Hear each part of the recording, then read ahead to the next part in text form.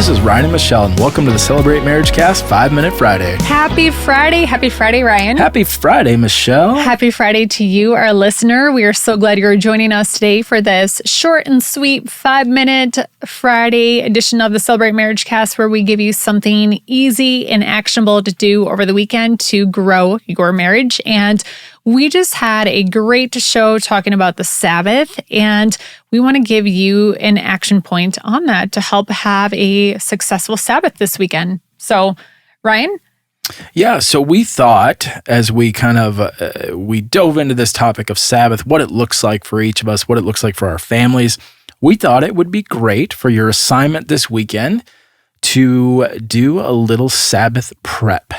And we have guests back from our show on Tuesday. We have Lucas and Amy Gravel joining us for this conversation. So welcome back, you guys. Thank you. Thank you. Yeah. So we thought we'd just go around. How do you prepare? What's one tip that you could give the listeners on how to prepare for your Sabbath? So I feel like I'm new to this now because I actually started preparing this last week. One thing I found that helps with my Sabbath is just making sure I have the house cleaned up. I did laundry last night, so I didn't have anything to do today. So that was my main thing to prep for the Sabbath. Awesome work. And you shared, you're trying a different day. You're in the medical field, so you shifted your Sabbath from Monday to Wednesday. So you're still working out all the kinks of it.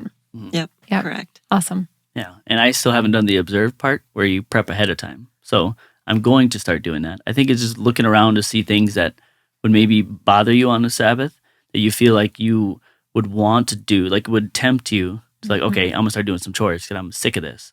Just looking at that, like biggest one's dishes. Like usually with my schedule, my work schedule, and then play schedule and schedule, I usually miss dishes pretty often. They stack up a little bit, not a lot because I'm not that bad. But I think doing those Saturday night before I go to bed would be huge. And then maybe even like some sort of meal prep, if you will. So then you're not, unless, if cooking is the thing that brings you joy and it fills your cup, then you obviously don't need to worry about it. But having some things ready so you don't have to think about it as much. Just taking full advantage of the concept of resting and worshiping on your Sabbath. That's great. Yeah. I think I am a notorious last minute person. Preach it.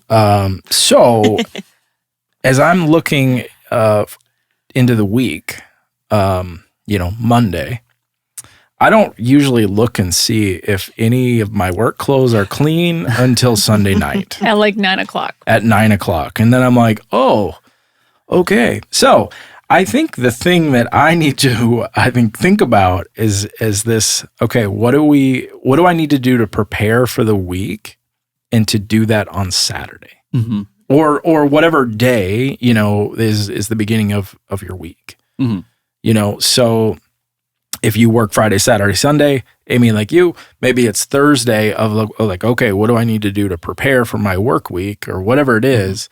I think that's something that would be very helpful for me is to, Lucas, you said laundry, like that probably is a big one for us.